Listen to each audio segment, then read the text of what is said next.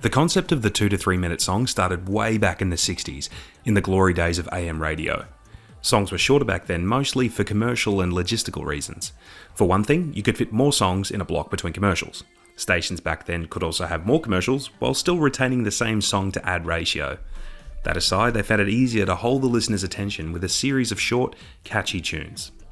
Things changed in the mid-70s as prog rock, among other genres, entered the mainstream, and songs continued to get longer, on average, through the 80s and 90s. Your garden variety FM radio station was just as likely to play the abridged version of November Rain as it was the version with only one of Slash's 3 solos.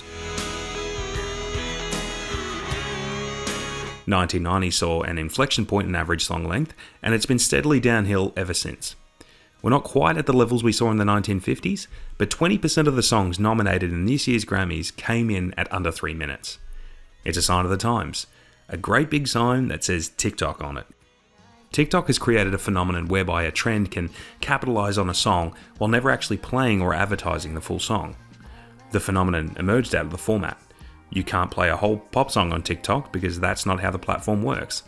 It's got to move fast. It's the old AM radio playbook taken to a new extreme. Tailoring content to fickle attention spans is not new, but this is a new evolution of the concept. Whereas the average YouTube video viewer watches a new video for just over a minute before deciding whether or not to continue, the average TikTok user makes a decision about committing to a short-form video in just seconds. Consequently, TikTok user creators have intuited that to make their content as attractive as possible, the hook of their video needs to be obvious within the first split second. Many creators fail at this.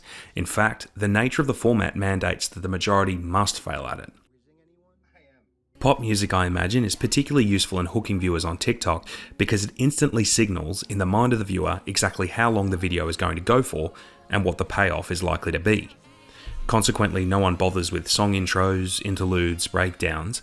It's all about capturing the crescendo, the payoff. Choruses, bridges, solos, sweet moves, that's the good stuff. As an already outdated example, TikTok users have heard the third verse section of Apple by Charli XCX literally hundreds of millions of times, thanks primarily to the dance users choreographed to accompany it. There's no denying that Apple was made bigger by the endless hordes of dancing TikTok user creators. The Apple sound was used on TikTok 2 million times. If each of those 2 million videos garnered just 100 views over the life of the fad, we're looking at least 200 million incidences of exposure to that single sample. The actual number of views is certainly much higher. Big numbers for such a small piece of music. The crowd has determined that 30-second section of Apple is the best part of that song, the part worth repeating, dancing to and watching over and over again. Charli XCX may wonder about the disposability of her work, but there are no real losers, at least not in the face of it. Has the sample eclipsed the song then? Maybe, maybe not. Apple has 240 million streams on Spotify at time of writing.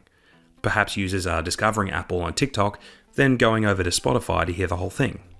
Perhaps it's the other way around. Or perhaps the two apps have entirely different audiences that don't cross over that much. We are dealing with two different formats and slightly different demographics. Whatever the case, we're talking about averages here, and the data suggests two things. A, we're in the TikTok sample era, and B, samples are profitable. Songs are getting shorter, samples more prevalent. But why? If you think short, disposable micro songs are bad, the lowest hanging fruit of blame is society. That's a cliche, but the issue is endemic. Things are faster, louder, more complicated, and more disposable than they've ever been.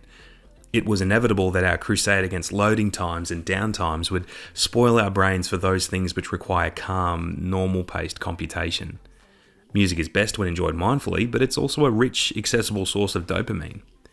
In other words, if I can access any song in a second, why shouldn't I be able to understand it just as quickly, extract from it all the reward I need, and then dump it so I can access the next song?